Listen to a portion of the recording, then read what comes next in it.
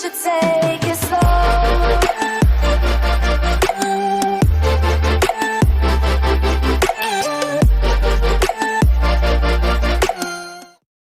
What is up, YouTube? We are back, and I'm going to be doing a kind of like a review video on this RA4 system in the Chrysler 200 here. So I've recently made a video about the upgrading process of it. Very simple, very easy. But, you know, for anybody who may be questioning the upgrade and you want to see what you're actually getting, I'm going to show you today. So we're going to go over every option and everything you can do in here. And this is the limited version of the Chrysler. So I don't have the heated seats or anything like that. So I don't have that feature to show you. But other than that, I have all the other features. So starting off first, we're going to start off with radio. So this is your Sirius XM panel. Here you can do a lot of stuff, depending on the features you have with your Sirius XM. I have just the basic, you know, subscription, so I just get like my music and stuff like that. But over here, like traffic and weather, you could set, you know, your location and everything like that. And it actually has a thing called traffic link. So let me turn on the on position here so we can actually get the full access. And it has something called traffic link, and I'll show you what that is really quick. That's over here in your apps part. And this is a really cool feature that you do have to pay for with Sirius, but it's awesome. It gives you fuel prices around your area, weather. It actually gives you a live radar map of what the weather is. We'll actually update you on your GPS, or you know, on your screen here and on your driving interface there, letting you know of, you know, weather or traffic conjunctions along the road or route you're taking. It gives you sports scores and updates as well, and it even shows you like movie listings and things like that, which is really cool if you're just going out and trying to figure out what you want to do in the day. But that's the Sirius portion of this, which is a really awesome feature for the RA4, and I love it. It also has replay mode, where you can actually, if you're hearing a song on the radio that you want to hear, you can actually click replay and it will run it back, and you can start where you heard it at and, you know, listen to it again if you'd like, and then go right back to live whenever you're ready. But other than that, we're going to get into the actual AM and FM portion of it. And with that, let me get this out your way. So with that portion of it, they actually have some pretty cool features as well too. So in the FM portion, you got, you know, your radio stations around your town and everything like that. And depending on the strength of the signal, it actually right there will give you HD radio quality, which is literally awesome, because I'm a Sirius guy myself, but anybody who's listening to like FM radio and they don't have that Sirius subscription, Sirius music comes in so clear and just amazing. And with that HD functionality, it actually gives you Sirius quality for your at home or your around town station. So that's an amazing feature too. And while you're listening to the radio, you can actually pull up a portion of the map. You know, it's got a lot of cool adjustments you can do with that. So, you know, and with AM, it also has the HD quality. I don't listen to AM, don't know who does, but I don't, so I don't know any good channels to find that on. But, you know, that's just something cool to look at, and you know, if you're interested in, got all your audio adjustments and everything like that in that portion as well. And then we get over to media. I don't have my phone connected right now, but you can connect your phone via Bluetooth, auxiliary, or USB. If you do USB, it also charges your phone, as well as broadcasts like the album cover art up here, and gives you a good showing of it, as well as track information. You can change the track, scroll through all your music and everything like that. And you can also pull up the map as well in that, and it will have the information there. And then there's the setup settings for that. So getting into navigation though, there is a lot of features on this. Now, I will let you guys know now that when I got this radio, it was back in about 2018. It has never been updated. It's been updated like firmware wise, you know, or software in the actual unit itself, but the maps is actually updated via Garmin, and you have to get on the website and input your radio information, which you can find in your settings, and I'll show you that later on.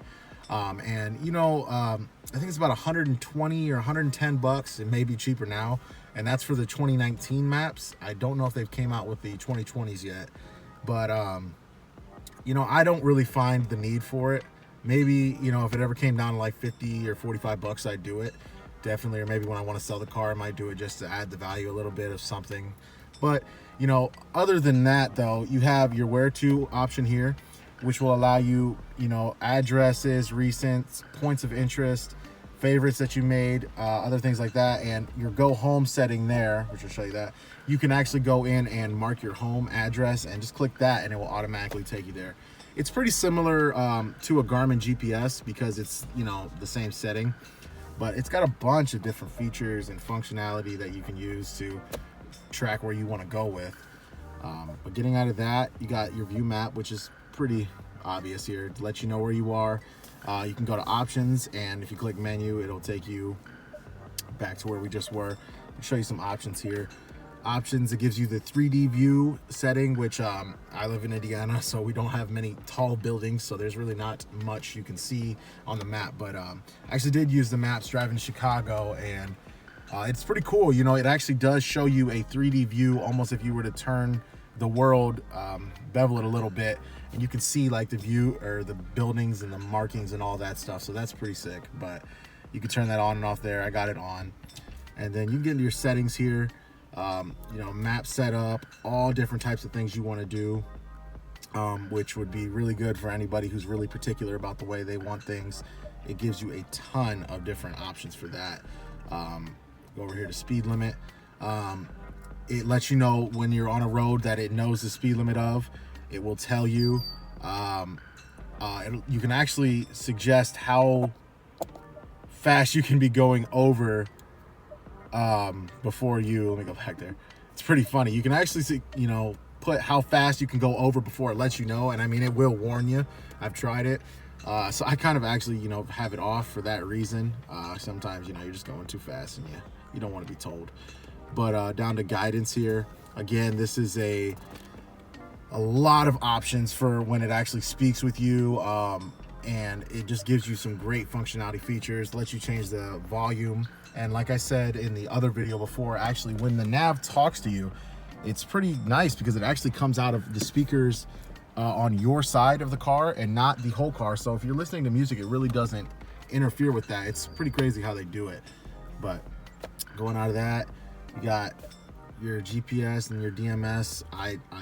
To be honest, I don't know what that means. I haven't touched it. I just left it where it was, just because I don't want to mess with anything. But going out of that, those are your options for your nav there. And you know, if you get into this, you know, you can really learn how to use this thing, and it's pretty cool. Motion wise, it's not bad. Let me see if I zoom in more.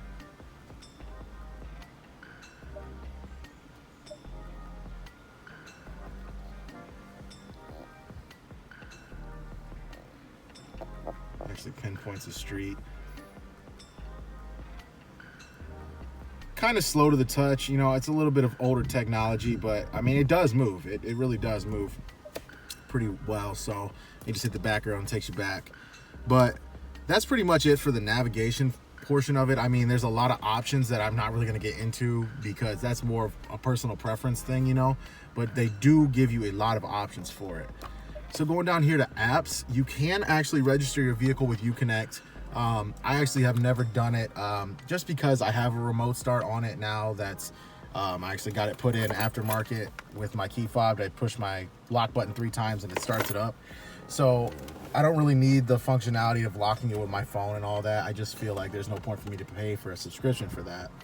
But if you do get that, there's a lot of things like it has built-in Wi-Fi and stuff like that, which I think is pretty cool. Access to the store and everything. You have to pay for this to really get the full benefits of it, but there are like apps and a lot of stuff you can really do inside this car, which is pretty weird. It's not gonna let me do anything because I don't have anything linked to it, so it's gonna sit there. But here are some apps you can download: Yelp, Wi-Fi hotspot, the travel link. These are my apps I have in my car now, and you know, it's pretty basic. It's not really much of anything that I don't have down here. You got your screen off button, and Yelp and stuff like that. I don't have any more apps to download. But pretty cool thing is you can actually rearrange this however you like, and I have it just the way I keep it. But just to show you here, oh, you actually got to go in here. I forgot, it's been so long. You can take whatever you want, just hold on to it, drag it down, drop it in place, and there you go. And it rearranges. I think I'm gonna keep it like that because I don't use nav much, so I'll keep it there. But that's a pretty cool feature. It's not real sensitive or anything. You don't gotta press real hard or anything like that either, but I just cleaned my car, so it's a little slimy kind of.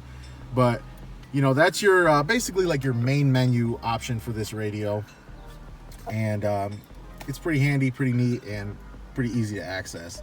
Getting into your phone setting, again, my phone's not Bluetooth because I'm taking the video now and it will mess with my radio there, but you can actually go in here and have your favorites, redial the last number that you actually called on your phone, and a lot of pretty awesome features actually. Like the end and redial work really good when you're on the phone and you want to just hang up. It also does work with the steering wheel controls as well, with calling and voice command and all that stuff. And do not disturb mode for anybody with, you know, an iPhone or maybe even Android, I don't know, but my iPhone, I click that, will actually activate do not disturb on my car, so when I'm driving I won't be getting any notifications like that. Mute, transfer, you can conference call and all this. You got the dial key there. It does read your text to you if you want that setting on, and you can come in here and do a lot of different settings with your paired phones there. But pretty nice. The voice quality is phenomenal in this car. When I'm on the phone, I can hear people well, they can hear me well. I do have an exhaust, they don't hear my car at all, so it's pretty nice regarding that feature. But that's pretty much it for the phone. But getting into settings here is where it really gets awesome, because there's so many things you can do. So with display, that's going to allow you to change, you know, how bright you want your thing, your keyboard setting, units of measurement, just a ton of different features really that, you know, for somebody who wants a lot of preferences in their car, they can get all those with this. Voice, this is going to be for more like of the virtual response on your car or your GPS. And again, just settings on how you would like that stuff changed, your command list and all that. Down to clock, obviously, time settings. It does go by GPS sometimes if you'd like. With my GPS not being updated, it's been kind of funky, so I kind of just manually set mine. I don't know what's going on with that. I might have to look into that a little bit more, but manual works just fine for me. Driving and safety assistance, this is going to be for anybody with the backup camera. And like I said in my other video before, if you guys haven't seen that, really check that out if you're running into issues with your backup camera not functioning on your radio, because I went over briefly about what I had to do with that. But this allows you to change, you know, your active or your fixed backup line. So active would be the ones that curve for you, and fixed would be your straights, your camera delay, and your hill start assist, and some other features the other cars may have. Your braking,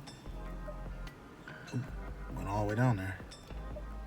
Braking is going to be for auto park brake. I don't have that on because I live in Indiana, so there's just no point for me to do that. Service mode is going to be for anybody, if you've ever seen this before, it actually retracts your brakes. I wouldn't mess with that unless you are doing some service yourself, or, you know, the dealership will know what to do with that. Lighting options.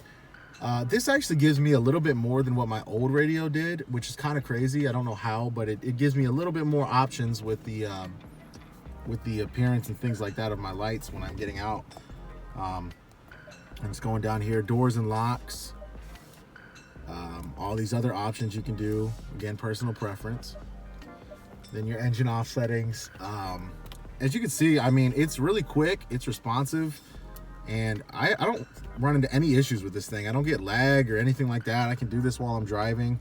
Not the best idea, but you can adjust these things while you're driving. Other than like linking a Bluetooth phone, you can't do that while you're driving, but gets into your options for the paired and Bluetooth. And then, you know, gets into your subscription information of all that stuff was serious. Get you your radio ID. And those are one of those things that you may need later on when, you know, you're going to set up your car with GPS. You can clear your personal data. I'm not going to click on that. But this gives you all the information you need for this radio if you're doing anything regarding that nav. Or you need to show the dealer and they need information about your car. It's all in here, and it's pretty easy to access. And you can actually reset the radio down there all the way at the bottom, as you can see. But that's pretty much it, guys. I can show you real quick here, climate when it's on. You can adjust all this stuff. It is all touch sensitive. It does go up and down with my finger on that aspect of it, but I'm just gonna turn it back off because it's kind of hot. But really, other than that, guys, that is the full kind of review of this radio. I highly recommend it to anybody who is, you know, using this car and doesn't have this radio to begin with, because it is so easy to use. It looks so much better. I mean, just getting in the vehicle, you know, that layout right there, it just looks so nice. So highly recommend it. Props to Chrysler, Jeep, Ram, all them for making this video, not making this video, but making this radio interchangeable with the other radio itself. And you know, I hope you guys enjoyed the video. Like, comment, subscribe. Let me know if you want to see any other things about the car, any other features or anything like that. Maybe doing a review here soon. But again, get this radio, big thumbs up, and you guys enjoy the rest of your day.